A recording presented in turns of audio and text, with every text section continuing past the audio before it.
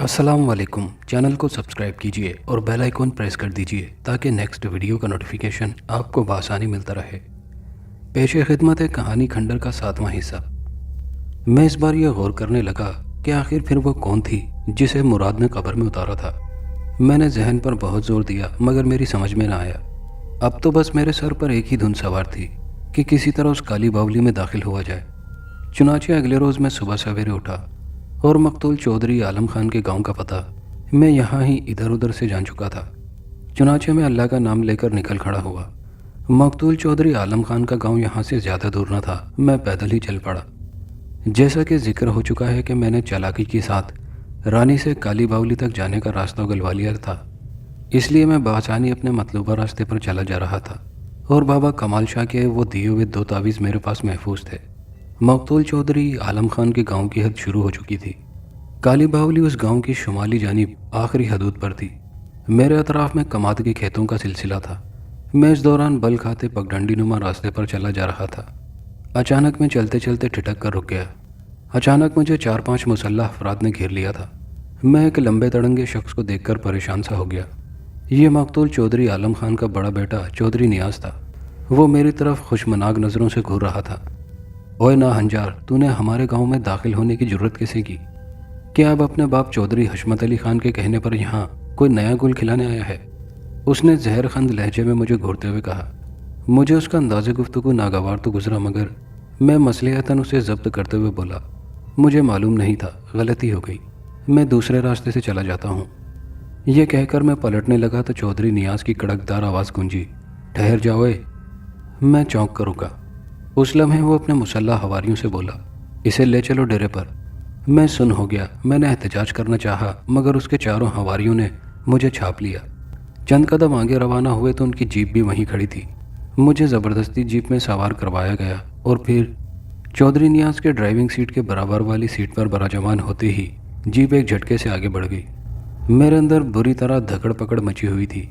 मुझे चौधरी नियाज के इस रवैये पर बहुत तैश आ रहा था।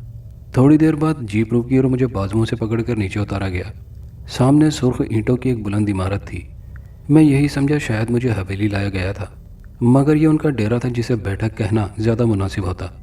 वो मुझे अंदर ले आए। यहाँ 2 चारपाइयाँ और बेड की कुर्सियाँ बिछी हुई थी। मुझे एक चारपाई पर धकेला गया। मैं उस पर गिर सा गया।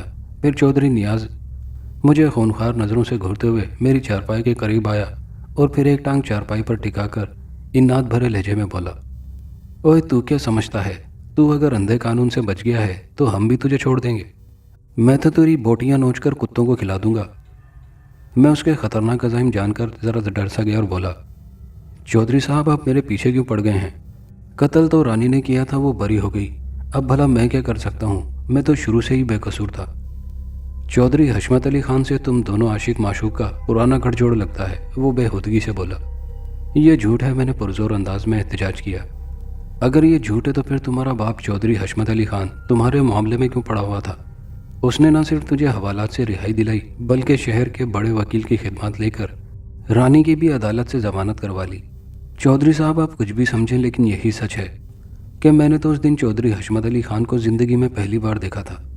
आखिर को आपके भी खोजी होंगे, उनको तो मालूम ही होगा कि कभी उन्होंने मुझे चौधरी हशमत अली खान के साथ या उसके डेरे पर देखा है। मैंने मुद्दलिल लहजे में उसकी तरफ देखकर कहा। मेरी बात पर उसके चेहरे का रंग ज़रा बदला। फिर वो सीधा खड़े होकर एक गहरी हुंकारी भरते हुए बोला, इसका कोई सबूत? इसका तो सबसे बड़ा सबूत यह है कि मुझे रानी ने भी धुतकार दिया है और ताया ने भी घर से निकाल दिया है। मैं गरीब तो दरबदर हो गया हूँ। मैंने मसमसी सी सूरत बनाकर कहा, मगर हम तो अपने बाबा जानी का बदला ज़रूर लेकर रहेंगे और हमारी नज़रों में तू और रानी दोनों ही कसूरवार हैं। उसने सरसराते लहजे में कहा तो मुझे अपनी रीढ़ की हड्डी में सनसनी सी उतरती महसूस हुई। मगर चौधरी साहब मैं तो बिल्कुल बेकसूर हूँ। ओए चुप कर, ये सारी बेकसूरी का पहाड़ा हवालदार करीमदाद को सुनाना। हम पहले तेरे टुकड़े करेंगे और फिर रानी को यहाँ लाकर उस पर भी कुत्ते छोड़ेंगे, चौधरी नियाज ने जख्म खुर्दा लहजे में कहा। मैं लरज उठा और फरियाद करने लगा क्योंकि मैं जानता था कि उनसे लड़ने का कोई फ़ायदा ना था।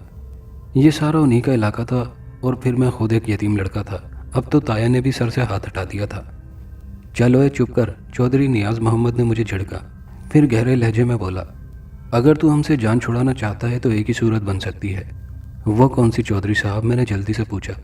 تجھے چودھری حشمت علی خان کا خون کرنا ہوگا۔ کہ کیا؟ میں سرتاپا لرز اٹھا۔ ہاں، میں نے کوئی فارسی نہیں بولی ہے، کیا کہتا ہے پھر تو؟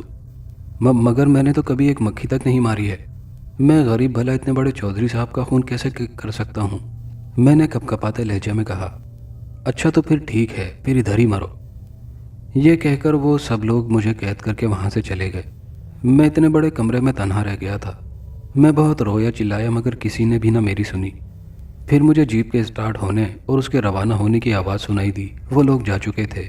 یہ ڈیرا گاؤں کی آبادی سے دور تھا۔ میں تھک کر چور ہو کر چارپائی پر ڈھہ سا گیا۔ اس بار تو میں بڑی خطرناک نوعیت کی مصیبت میں پھنس چکا تھا۔ آج مجھے اپنی کمائی اور بے بسی کا بری طرح احساس ہو رہا تھا۔ ساتھ ہی مجھے چودھری نیاز کی ظالمانہ حرکت پر تل ملاہٹ بھی ہو رہی تھی۔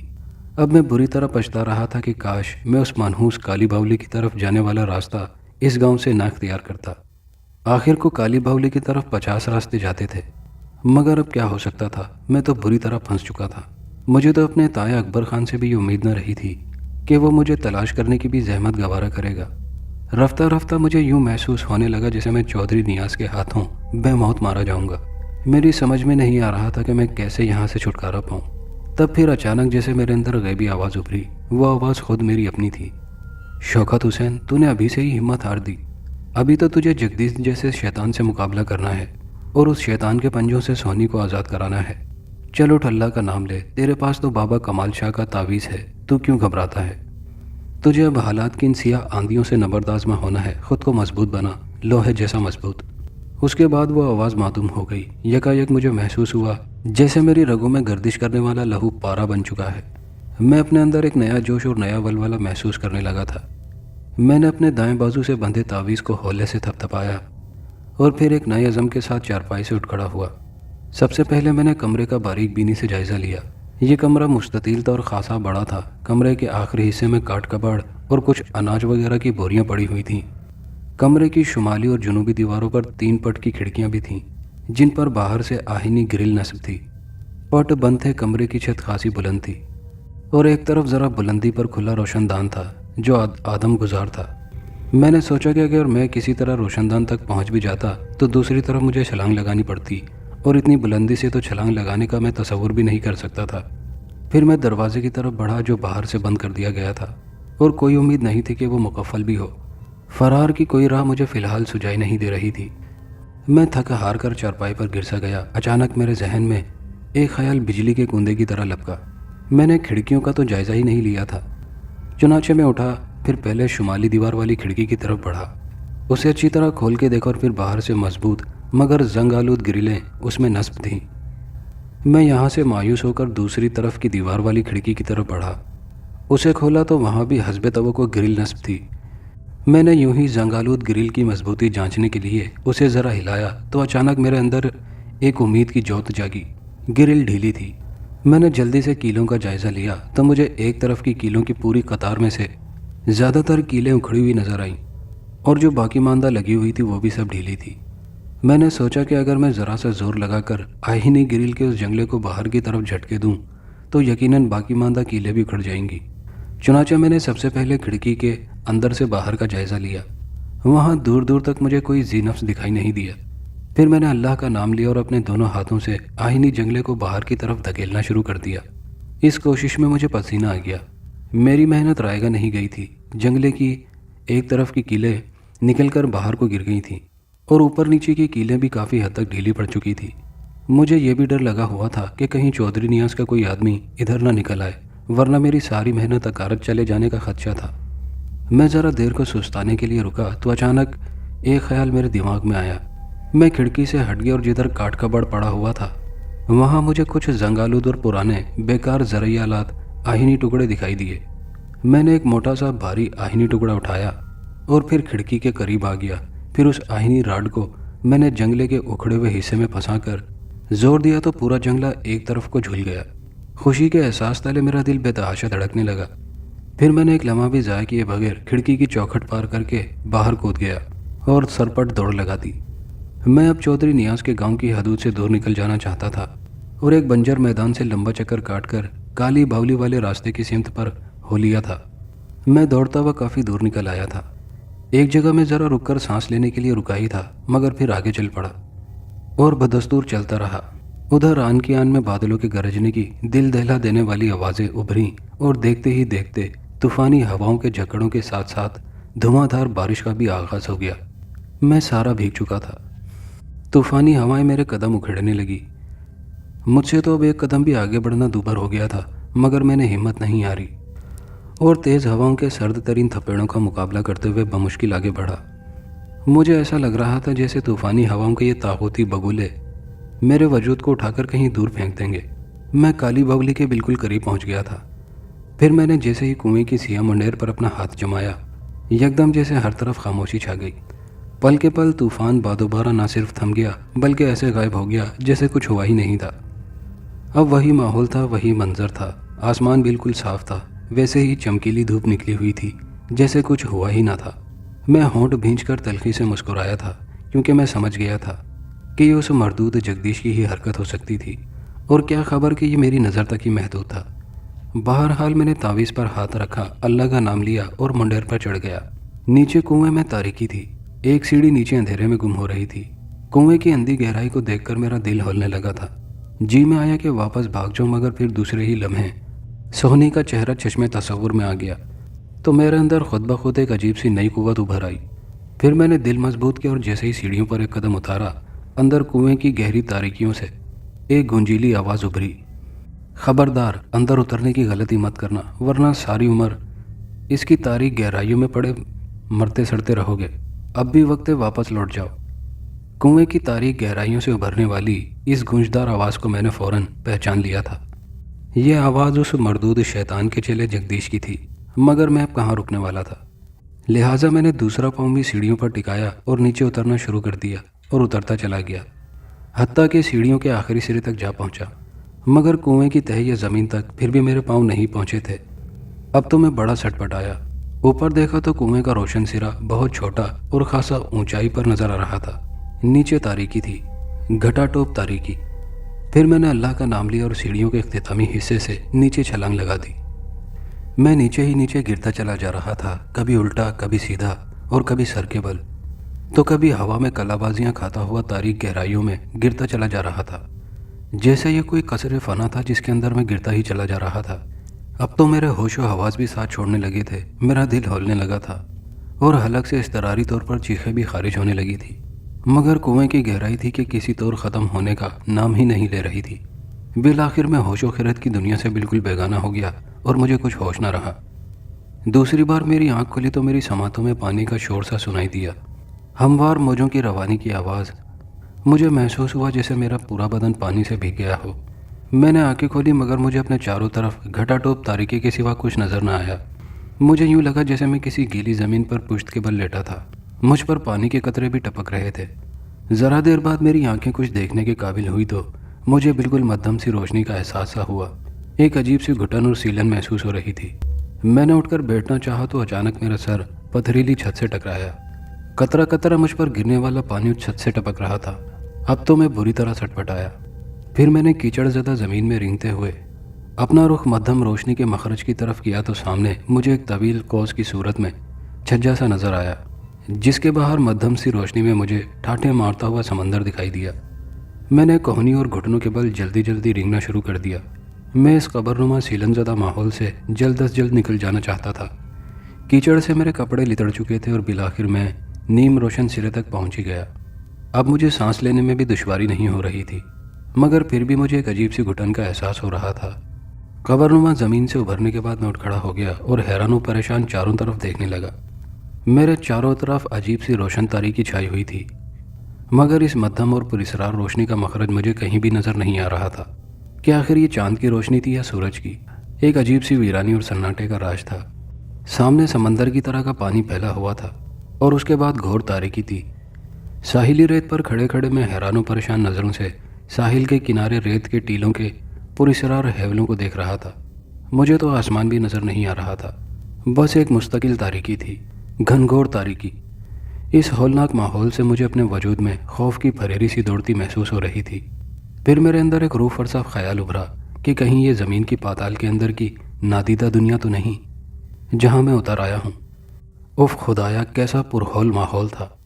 हर तरफ सन्नाटे का राज था, न बंदा न बंदे की ज़ात, हत्ता कि एक मामूली सा छोटा चरिंद परिंद तक दिखाई नहीं दे रहा था। अचानक मुझे सामने समंदरी पानियों की सतह पर हलचल सी होती नजर आई। मैं चौंक कर मस्कुरा सिमत देखने लगा। मेरे दिलो दिमाग की अजीब कैफियत हो रही थी। यूं लग रहा था जैसे अभी कुछ हो जाएगा, जैसे कोई नाकाबिले यकीन अनहोनी। पानी की सतह पुरसुकून हो गई थी। मैं समझा शायद कोई बड़ी मछली बाहर आने की कोशिश कर रही थी। मैंने साहिल के साथ साथ आगे कदम बढ़ाए तो अचानक पानी की पुरसुकून सतह में एक ज़बरदस्त हलचल हुई। मैं ठिठक कर मस्कुरा सिमत देखने लगा। तब दूसरे ही लम्हे मुझे पानी की सतह पर कोई शय उभरती हुई दिखाई दी और मेरा दिल ज़ोर ज़ोर से धड़कने लगा और बगौर पानी की सतह पर तैरती हुई उस अजीब शय को देखने लगा। वो शय ज़रा करीब आई तो मैं जी जान से लरज़ उठा। वो किसी जानवर का लंबोतरा चेहरा था, जिसकी दो बड़ी बड़ी उभरवां आँखें मुझे अपनी तरफ घूरती हुई साफ नज़र आ रही थी। मगरमच्छ, मेरे ठिठके हुए जहन में ये नाम उभरा था। मैंने फ़ौरन यहाँ से भागने का इरादा किया और अभी कदम बढ़ाया ही था कि साहिल के करीब छपाकी की आवाज़ उभरी और दूसरे ही लम्हे मैं जैसे अपनी जगह बुत बना खड़ा रह गया। वो था तो मगरमच्छ, मगर इतना जसीम। मैंने अपनी सारी ज़िंदगी में इतना बड़ा और गैर मामूली जिसामत का मगरमच्छ नहीं देखा था। वो किसी छिपकले की तरह रेंगता हुआ अपना गार जैसा मुंह फाड़े मेरी तरफ बढ़ा चला आ रहा था। उसके नोकीले लंबे लंबे दांत कवि हैकल चौड़े जबड़ों के अंदर से छुरों की तरह झांक रहे थे। उसकी खाल बहुत मोटी थी। मैंने दौड़ लगा दी। वो कवि हैकल मगरमच्छ भी साहिली रेत पर धप धप करता हुआ दौड़ा चला रहा था। अगर मैं गिर जाता तो वो चश्मे ज़दन में मुझे अपने गार जैसे भयानक जबड़ों में दबोचकर सालिम निकल जाता। जल्द ही मैंने महसूस किया कि उसका और मेरा फासला बतदरीज घटता जा रहा था। वो कविउल हफ्सा होने के बावजूद खासी तेज़ रफ्तारी से दौड़ रहा था। जल्द ही मुझे ये रूह फरसा एहसास होने लगा कि मैं किसी भी वक्त बेदम होकर गिर पड़ूंगा अगर जल्दी से कोई महफूज पनागाह ना मिली तो। लिहाजा मैं बजाय सीधा दौड़ने के बाएं तरफ मुड़कर साहिल के साथ साथ ज़रा फासले पर नज़र आने वाले बदहैयत मिट्टी के तोदों और चट्टानों की तरफ दौड़ लगा दी और फिर एक ऊंचे तोदे पर चढ़ गया, जिसकी सतह नमी और पानी के अजीब नज़र न आने वाले रिसाव की वजह से फिसलवां हो रही थी। मैं बमुश्किल ऊंचाई तक पहुंचकर लंबे लंबे सांस लेने लगा। फिर अकब में देखा तो वो देवकामत मगरमच्छ ऊपर चढ़ने की नाकाम कोशिश कर रहा था। मैंने एक जगह ज़्यादा ठहरना मुनासिब न समझा और पहाड़ी तोदे के दूसरी तरफ चला गया। यहाँ से मेरा पाँव फिसला तो मैं लुढ़कता हुआ एक छोटी सी पथरीली राह गुजर पर आन गिरा। मगरमच्छ के खर्राटेदार गुर्राने की आवाज़ें मुसलसल आ रही थी। मुझे डर लगा कहीं वो देवजात मगरमच्छ उस रास्ते में आकर मुझे न दबोच ले। मैं हिम्मत करके उठा और साहिली चटानी तोदों के दरमियान बने टेढ़े मेढ़े सीलनज़दा रास्ते पर आगे बढ़ने लगा, मगर साहिली चट्टानों का सिलसिला था कि थमने का नाम नहीं ले रहा था। बिलाखिर में थक हार कर ज़रा सुस्ताने के लिए एक जगह बैठ गया और चारों तरफ देखने लगा। वही मनहूस तारीख हेवले थे और तारीख आसमान। पता नहीं आसमान था भी कि नहीं। दूर खला में तो मुझे कुछ भी दिखाई नहीं दे रहा था, माँ सिवाय अंधेरों के। अजीब तारीख माहौल था। मैं सोचने लगा आखिर मैं उस पुरस्रार खंडर तक कैसे पहुंच पाऊंगा जहां उस मरदूद शैतान के चेले जगदीश ने सोनी को कैद कर रखा था। न जाने वो मनहूस खंडर कहाँ था और किस मकाम पर था। बहरहाल मैं मायूस नहीं था, क्योंकि मैं इतना तो जान ही गया था कि मैं जगदीश की जिस बदनगरी में पहुंचना चाहता था वहां पहुंच चुका था और अब खंडर तक भी पहुंच जाऊंगा। मुझे याद आया कि जब मैं मतवातर ख्वाब में उस खंडर में खुद को देखा करता था तो वो तिलिस्माती चांद की रोशनी होती थी। हो सकता है यहाँ ऐसी रात हो। ये सोचकर मैं कुछ मुतमईन हुआ और मैंने यही फैसला किया कि अगर यहाँ रात का वक्त है तो फिर मुझे ये रात इधर ही गुजारनी चाहिए थी। फिर मुझे इस बात पर भी हैरत थी कि आखिर रात में आसमान पर चांद तारे तो चमकते हुए नजर आने चाहिए थे ना। बहरहाल मैं यही दुआएं मांगने लगा कि काश यहाँ भी दिन और रात का समा हो, वरना तो मुश्किल पड़ जाएगी। अगर यहाँ मुस्तकिल अंधेरों ने डेरे डाले रखे तो मुसीबत हो जाएगी। बहरहाल मैं अल्लाह से दुआएं करता हुआ वहीं लेट गया और फिर न जाने कब मेरी आंख लग गई और मैं गहरी नींद में डूब गया। आंख खुली तो मुझे चुभन का एहसास हुआ। फिर दूसरे ही लम्हे ये देखकर मेरी खुशी की इंतहा न रही कि मेरे चारों तरफ दिन का उजाला फैला हुआ था। मैं जल्दी से आंखें मलता हुआ उठकर बैठ गया और फिर बेख्तियार सर उठाकर आसमान की तरफ देखा। दिन का उजाला वहीं से नमूदार हो रहा था, लेकिन मुझे सूरज कहीं नजर नहीं आया था और ना ही धूप का एहसास हो रहा था। ये दिन की रोशनी थी जो चारों तरफ फैली हुई थी। मेरे लिए यही काफ़ी था, वरना तो मुझे यहाँ के तारीक माहौल से बड़ी वहशत सी होने लगी थी। मौजों का शोर भी अब मेरी समातों को भाने लगा था। میں جلدی سے اٹھا اور واپس ساحل کی طرف بڑھا۔ وہاں کا ماحول بھی اب روشن ہو چکا تھا۔ حد نگاہ بیکراں سمندر پھیلا ہوا تھا، مگر اس کا پانی قدرے سیاہی مائل تھا۔ میری پیاس شدید ہو گئی، میرے بدن اور کپڑوں پر بے تحاشا کیچڑ لگا ہوا تھا۔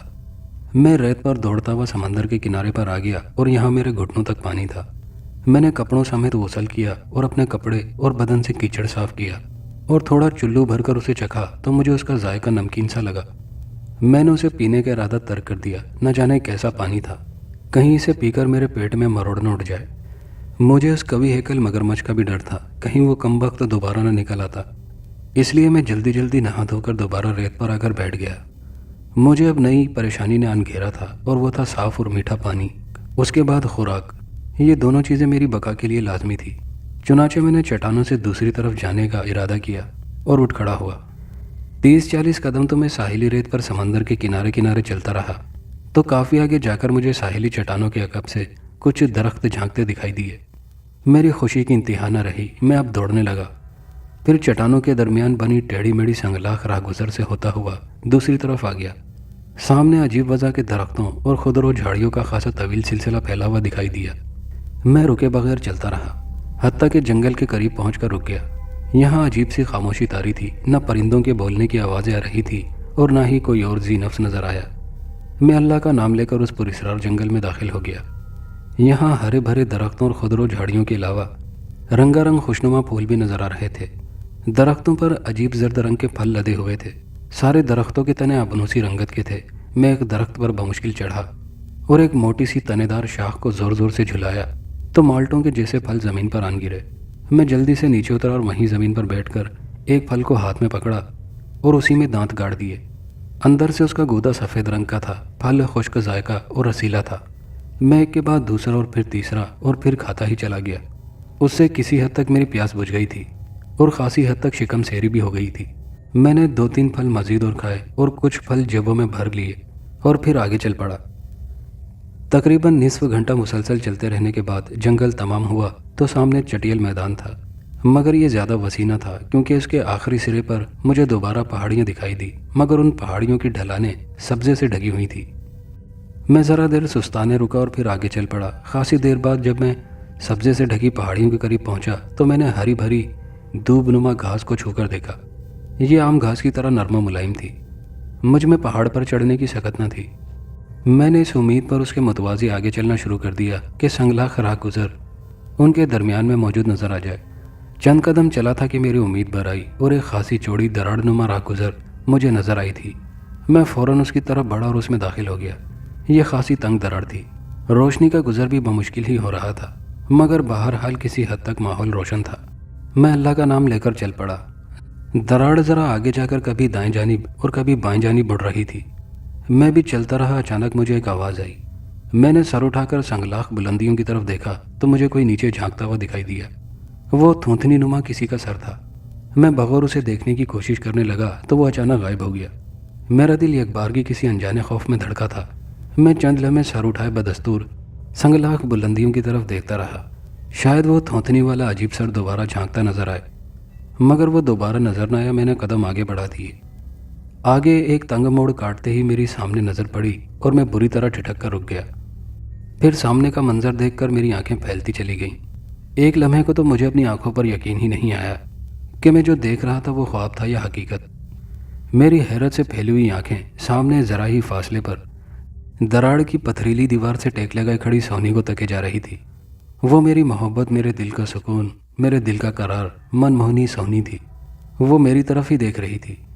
اس بار اس کے چہرے سے سوگواری اور اداسی نہیں ٹپک رہی تھی، وہ بہت خوش نظر آ رہی تھی۔ اس کے تراشیدہ یاقوتی لب جوش جذبات سے لرزاں تھے۔ جھیل سے گہری اور کجراری آنکھوں میں ملنے کی تڑپ تھی جس میں دیپ روشن تھے۔ سونی کو اچانک اور بالکل غیر متوقع طور پر سامنے پا کر میری دم بخود سماعتوں میں امید کے شنکھ گونج رہے تھے۔ سونی بے اختیار میرے لبوں سے نکلا تھا اور ساتھ ہی میں نے اس کی جانب جیسے عالم بے خودی میں قدم بڑھا دیے۔ پھر اس نے بھی مجھے اپنی ریشمی اور مہربان باہوں میں بھرنے کے لیے دونوں بازو وا کر دیے۔ میں جیسے برسوں کا پیاسا پنچھی اس سے جا لپٹا، وہ بھی مجھ سے لپٹ گئی۔ اس کے مرمری وجود کا پرشباب لمس اور مہکتے وجود کی سحر آفری نگہت نے جیسے مجھے مدہوش کر کے رکھ دیا تھا۔ مجھے یقین نہیں آ رہا سونی کہ میں تمہیں دیکھ رہا ہوں اور تم میرے سامنے ہو۔ میں جذبات انگیز خوشی میں اسے چومنے لگا۔ سونی بھی بہت خوش اور پرمسرت دکھائی دے رہی تھی۔ وہ بھی خوشی سے لبریز ہو کر بولی، ہاں شوکت، مجھے بھی یقین نہیں آ رہا کہ تم میری خاطر یہاں تک آ سکتے ہو۔ میں نے تو تجھے حاصل کرنے کی قسم کھا رکھی تھی سونی۔ میں اس کے حسین چہرے کی طرف دیکھ کر محبت پاش لہجے میں بولا، تمہاری خاطر تو میں آگ میں بھی کود سکتا تھا۔ اس سے پہلے تو میں تجھے خواب میں ملا کرتا تھا نا۔ اب دیکھو ہم حقیقت میں ایک دوسرے کے سامنے کھڑے ہیں۔ اب تو تم میرے ساتھ چلنے سے انکار تو نہیں کرو گی نا؟ میں نے آخر میں اس کی گہری جھیل جیسی آنکھوں میں دیکھتے ہوئے بڑے رکھاؤ سے پوچھا تھا۔ نہیں، اب جہاں تم کہو گے میں تمہارے ساتھ چلوں گی، سونی نے مضبوط لہجے میں کہا تو پہلی بار مجھے تعجب سا ہوا۔ میں سوچنے لگا کہ کیا اب جگدیش کا خوف نہیں رہا، تاہم میں نے پوچھ ہی لیا، سونی یوں تو تمہیں حاصل کرنا میرا اہم مقصد تھا، لیکن میں اس مردود شیطان ملاؤن جگدیش کو کسی قیمت پر بھی زندہ نہیں چھوڑنا چاہتا۔ سونی کیا تم بتا سکتی ہو کہ وہ پوراسرار کھنڈر کہاں ہے جدھر وہ مردود رہتا ہے؟ میں نے دیکھا کہ میری بات پر سونی کے چہرے پر عجیب سا رنگ آ کر گزر گیا تھا۔ وہ جیسے بات بنانے کے انداز میں بولی، شوکت اس مردود کو دفع کرو، آؤ ہم یہاں سے بھاگ چلتے ہیں۔ مجھے اس کی اس بات پر پہلی بار حیرت سی ہوئی، تاہم میں نے اس کا بڑا ہوا ہاتھ تھام لیا جو برف کی طرح سرد تھا۔ پھر وہ مجھے اپنے ساتھ لیے ایک تاریک سی غارنما کھو کے قریب لے آئی۔ پھر وہ ذرا رکوع کے بل جھک کر اندر داخل ہوئی۔ میں حیران و پریشان باہر ہی کھڑا رہا تو وہ اندر گونجیلی آواز میں بولی، شوکت اندر آ جاؤ۔ مگر کیوں سونی، اندر کیا ہے؟ میں نے باہر کھڑے کھڑے اس سے کہا تو وہ بولی، یہاں سے ہماری دنیا تک جانے کا راستہ نکلتا ہے، آؤ جلدی کرو۔ میں متذبذب سے آگے بڑھا اور سر جھکا کر اندر داخل ہو گیا۔ اندر آیا تو سونی ایک دیا ہاتھ میں پکڑے کھڑی تھی۔ اندر سے وہ غار کافی کشادہ تھی اور اس کی پتھریلی چھت بھی کافی اونچی تھی، مگر مجھے یہ دیکھ کر حیرت ہوئی کہ غار میں آگے کوئی دوسرا راستہ نہ تھا۔ میں نے سونی سے پوچھا، سونی آگے تو مجھے کوئی راستہ نظر نہیں آ رہا، ہم کہاں جائیں گے؟ وہ میری بات سن کر مسکرائی، ذرا رات ہونے دو، اس کے بعد اس کی ایک دیوار خود ہی شک ہو جائے گی، پھر ہم اس میں داخل ہو کر واپس اپنی دنیا میں پہنچ جائیں گے۔ میں اس کی بات پر عجیب سی الجھن کا شکار ہو گیا تھا، تاہم میں نے اس سے کہا کہ میں جگدیش کو کیفر کردار تک ضرور پہنچانا چاہتا ہوں۔ اللہ کے برگزیدہ بزرگ نے مجھ سے وعدہ لیا ہے اور میری یہ خوش قسمتی ہے کہ مجھے یہ نیک سعادت ملی ہے کہ میں اسے ضرور پورا کروں گا۔ چلو سونی، مجھے بتاؤ وہ مردود اس وقت کہاں ہے؟ میرے اٹل ارادے پر سونی کے چہرے کے تاثرات متغیر سے ہو گئے اور پھر اس نے کہا، اچھا ٹھیک ہے، میں تمہیں وہاں تک ضرور لے چلوں گی، لیکن تم یہ بتاؤ کہ تم جگدیش جیسے اتنے بڑے جادوگر کا مقابلہ کرو گے کیسے؟ میرے پاس اللہ کی طاقت ہے اور یہ تعویذ۔ میں نے مسکرا کر کہا اور فخر کے ساتھ سونی کو اپنی جیب سے بابا کمال والے پڑے ہوئے منصوری پیسے والے تعویذ نکال کر اسے دکھائے۔ پھر اسے اپنے دائیں بازو کی آستین اوپر اٹھا کر اسے دوسرا تعویذ بھی دکھایا۔ میں نے دیکھا سونی کے چہرے پر عجیب سے تاثرات ابھر آئے۔ جانے کیوں مجھے سونی کے یہ انداز و اطوار مختلف نظر آ رہے تھے۔ وہ مسکرا کر میرے قریب آئی اور میرے گلے میں باہیں ڈال کر بولی، اچھا اب یہ تم دونوں تعویذ اتار کر ایک طرف رکھ دو اور تھوڑا آرام کرو، میں بھی تمہارے ساتھ یہاں آرام کرنا چاہتی ہوں۔ میں حیرت سے اس کا منہ تکنے لگا۔ اس کی آنکھوں میں عجیب سا نشہ تیرنے لگا تھا۔ پھر اس نے مجھے اپنے سینے سے لگا لیا اور فرتے جذبات سے لرزتی آواز میں بولی، رکھ دو نا اتار کر یہ دونوں تعویذ شوکت، میرا بدن بہت ٹوٹ رہا ہے، تم نہیں جانتے میں تم سے کتنی محبت کرتی ہوں، اور جس طرح تم میرے لیے تڑپتے رہے ہو اسی طرح میں بھی تمہاری جدائی میں کڑتی رہی ہوں، آؤ نا، اتنا مت ستاؤ۔ وہ ایک عجیب سی ادائی دل ربائی کے انداز میں بولی۔ مجھے اس کا یہ عامیانہ پن نہایت ناگوار محسوس ہوا۔ وہ برابر اصرار کرتی رہی اور اپنے پرشباب بدن کے لمس سے مجھے آشنا کرنے کی کوشش کرتی رہی، اور تب پھر پہلی بار میری چھٹی حس نے مجھے کسی انجانے خطرے سے خبردار کیا تو میں نے فوراً ہاتھ میں پکڑے ہوئے منصوری پیسے والے تعویذ کو سونی کے بدن سے لگایا تو اگلے ہی لمحے سونی ایک دلخراش چیخ مار کر مجھ سے دور ہٹ گئی۔ پھر میں نے روح کو لرزہ دینے والا ایک دہشت ناک منظر دیکھا۔ کیا دیکھتا ہوں کہ سبک اندام سونی کا حسین چہرہ یک لخت سیاہ پڑنے لگا، اس کی آنکھوں کے دیدے پھیل کر باہر کو ابل آئے، ستواں ناک غائب ہو چکی تھی اور اس کی جگہ دو بدحیت سوراخ جھانکنے لگے تھے۔ اوپر نیچے کے دونوں ہونٹ بھی سکڑ کر اندر کی طرف کھنچ گئے تھے اور اب ان کی جگہ لمبے لمبے نوکیلے دانت نظر آ رہے تھے جن سے تازہ اور سرخ خون کی بوندیں ٹپک رہی تھی، اور اس کے مکرو چہرے پر انگنت دراڑیں پڑنے لگی تھی۔ دونوں کان پیچھے کی طرف مڑ گئے تھے، ہاتھوں کی انگلیوں کے ناخن بھی لمبے ہونے لگے تھے، پاؤں الٹے ہو چکے تھے۔ وہ کوئی چڑیل تھی جو سونی کے روپ میں دھوکے سے میرے دونوں تعویذ اتروانا چاہتی تھی۔ میں نے اپنی خوفزدہ سی کیفیات پر قابو پایا اور جلدی سے غار کے اندر سے باہر نکل آیا اور ایک طرف دوڑ لگا دی۔ عقب سے اس خوفناک چڑیل کے ڈراؤنے کہے دور تک میرا پیچھا کرتے رہے۔ میں تب تک بھاگتا رہا جب تک میری سانسیں نہ پھول گئیں۔ پھر میں ایک پہاڑی کی پتھریلی دیوار سے پشت ٹکائے سستانے بیٹھ گیا۔ تھوڑی دیر تک میں اپنی پھولی ہوئی سانسیں بحال کرتا رہا۔ اب شیطانی قہقہوں کی آواز معدوم ہو چکی تھی۔ میں نے اللہ کا نام لیا اور دوبارہ آگے بڑھ گیا۔ دوستو، یہ کہانی ابھی جاری ہے۔ کہانی کا بقیہ حصہ نیکسٹ ویڈیو میں ملاحظہ کیجیے گا، اور اگر آپ چینل پر نئے ہیں تو چینل کو سبسکرائب کر لیجئے۔ شکریہ۔